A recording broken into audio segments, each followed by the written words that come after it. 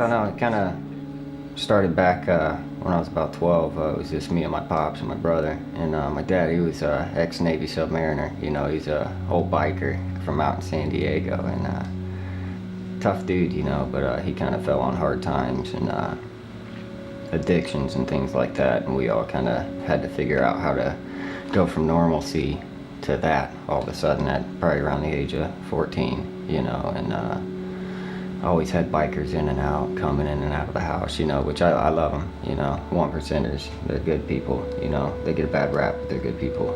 But we got to unfortunately deal with a lot of bad times, you know, a lot of financially troubling times and dark times, see a lot of bad stuff, you know. So my pops, he started teaching me music when I was a kid, you know, to kind of keep my mind away from that, you know, to keep it from getting me in trouble, you know what I mean, and following that dark path. So he kind of took on all the madness himself and let it consume him, you know, just to keep us out of the fire, you know.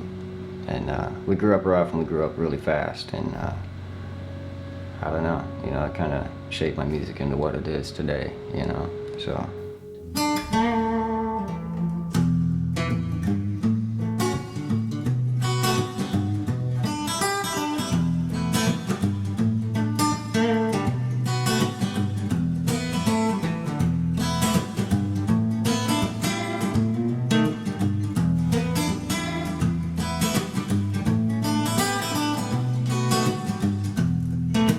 Sitting here in my local bar, doing just what the fuck I do.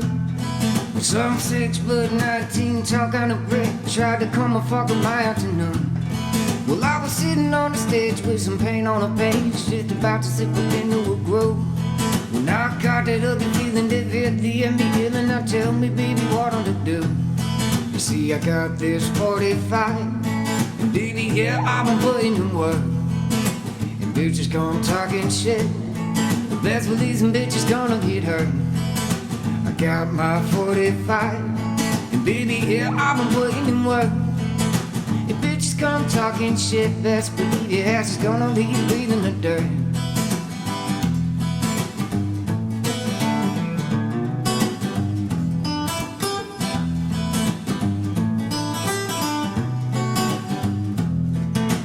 Come on walking in tall, sort of slim, with a silly fucking look on his chin. When I got that ugly feeling that hit the enemy feeling, now tell me, baby, where to begin. He said, now how do you survive weighing 135 in a city where the skinny bitches die? Bitch, I come quick equipped with a fully loaded clip that I keep inside my Colt 45. You see, I got this 45, and baby, yeah, I've been putting in work. And bitches come talking shit, best believe some bitches gonna get hurt. I got a fucking 45, baby, yeah, I've been putting in work. And bitches come talking shit, best believe your ass is gonna be breathing the dirt.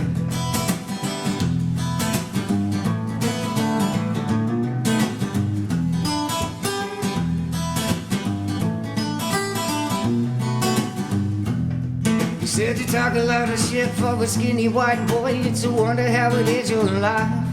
Bitch, I do what I does when it doesn't need me doesn't. If you wanna, we can take it outside. So I step outside, walking hard as hell with my Death Eater on my hip. And I truck that smoke wagon quicker than the motherfucker pressed it cold to its lip. I said, you see my 45? Well, baby, yes, I'm putting in work. And bitches come talking shit, best believe some bitches gonna get hurt. I got a fucking 45, baby, yeah, I've been putting in work. If bitches come talking shit, best believe your ass is gonna leave breathing the dirt. It definitely got me out of trouble. I mean, I used to get in fights all the time before I learned music, you know, before I ended up taking that aggression out on the wood and steel. You know, I'd take it out on people, you know, because I didn't understand what was going on in me, you know, and that helped me find it. It helped me find an outlet, you know, positive outlet rather than, and it also gives you some worth, you know. It gives you some worth when you get out there and you create something and somebody likes it. you realize that you're not a bad person. You're not that statistic. You're not that monster. You know what I mean? So I used to get into everything, try anything, try everything, and not be scared of it. And there was one night we were in the house and I saw a guy in the kitchen and they were doing methamphetamines, and this guy dropped like a fucking fish and hit the floor, you know, hit the floor like a stone, and scared the hell out of me, man. It shorted something in my head, and I was just like, dude, I can't keep going this path, you know. I'm getting too old for this crap. I can't manage it anymore. It's managing me, and I don't want to do it. And one day I just up and I got away from everybody I knew, and I went solo, got by myself, played my music, stayed to myself for months on end, and came out completely sober on the other end, you know. It was hard, it was painful, and it was ugly. It was a very dark place, but it's never going to be darker than where I was when I was getting high all the time, you know what I mean? So just because you go through a hard time doesn't mean you're doomed to be an addict, you know. I've been sober for 8 years off of any and everything, you know, 100% sober, and I play music in the bars 5 nights a week, you know, and it's just where your mind's at, you know. You can't let people tell you where you're gonna end up. You can't let people tell you that you're gonna be this mess of a human being, or else that's exactly what you're gonna be, you know. You can't put that blame on there and use everything that's happened in your life as a scapegoat, that you're just gonna be a monster. As far back as 7 years old, I'd hear music coming up through the floorboards in the vents, you know, and he'd be down in the basement with his band, Red Sky, back in the day, and they'd be jamming. He had this gnarly old 1967 Gibson Melody Maker, man, and an old Marshall stack, you know. And I would always sneak down there. I'd wait till my mom got out of the way, and I'd run down there and just kind of hide and listen to him jam and stuff like that. And one night he'd come out, and I asked him if he'd teach me. He said, yeah, and that night he'd come down and he started teaching me some little runs, and he woke up the next morning. I'm still sitting there at the table, you know, and my fingers are bloody, you know, and I'm just like, Dad, check this out, you know, and I just had it down, you know, and it just made sense to me, you know. It was that one thing that made sense to me. You put your fingers here, you hit here, and it makes a beautiful sound, you know. So it was pretty cool, man. I was hooked from then, you know, and that's what it's always been. No, he died actually, sadly, he died of complications to his kidneys in a motel room one night last year, actually a year before last. Unexpectedly, he was just over at my house the day before having a beer, you know, with my brother, and they were both in between places, and they were staying at this motel over in Speedway, and my brother woke up in the morning and found him dead, you know. And it's if anything can rattle your chest, it would be that, you know. I mean, it still hasn't hit me, still haven't cried. I don't know why, but I just know he's at peace. But something like that is just let you know that you made the right choice to get away from the drugs and the party life and everything like that, because it will end you.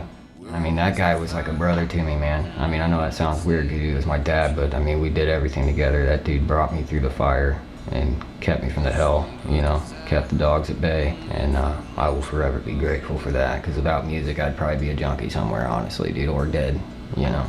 So I'm very thankful for him. He's a hell of a dude. He was a great guy, military man. I mean, he when the draft came around, this guy literally went in and signed up, went into the Navy, tested out high. The dude had a ridiculous IQ of like 160 something, and they threw him in the nuclear program, and he worked on nuclear reactors in a submarine, you know. So I mean, the dude's he was a genius, but he just let his madness get a hold of him, you know, let life kick his ass, and I hate that for him, because he was a great dude, you know.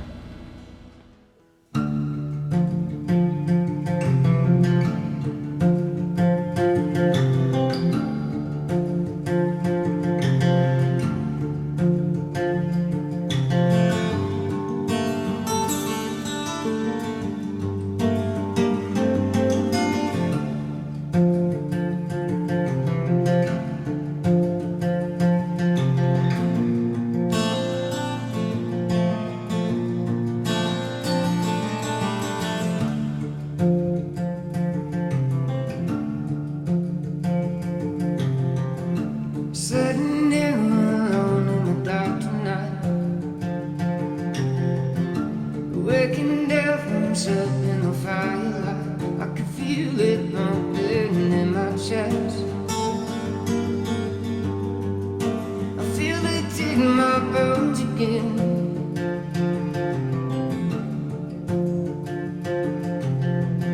7,000 strong in the dead of night,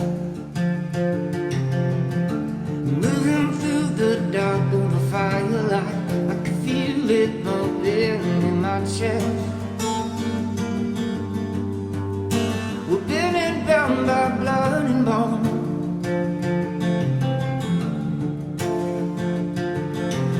Oh, I feel it coming, rise like no end.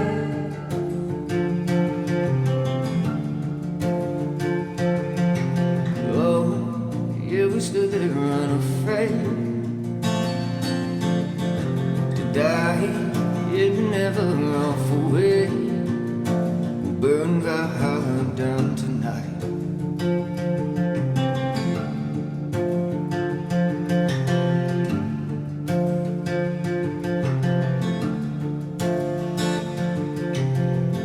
So call my name aloud, let there be war.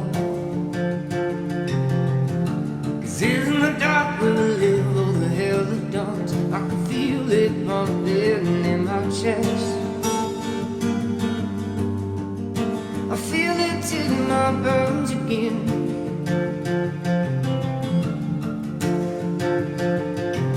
Oh, I feel it coming, rise like no wind.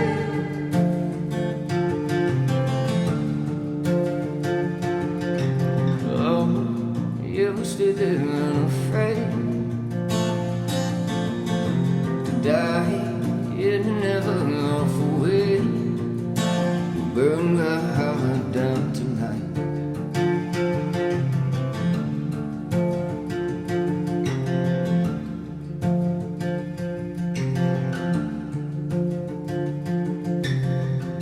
The dogs of all their screams so loud tonight. Stuck in my chest is the hell of a firefight. I can feel it bumping in my chest. We're been bound by blood and bone.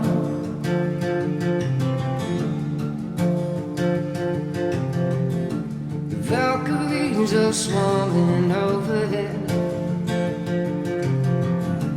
Black wings stretched out here in the dark for dead. I can feel it move like fireflies. I feel it in my bones again.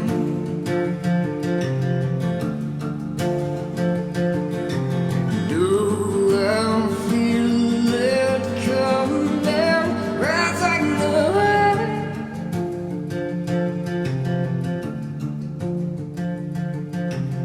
Oh, but we stood there unafraid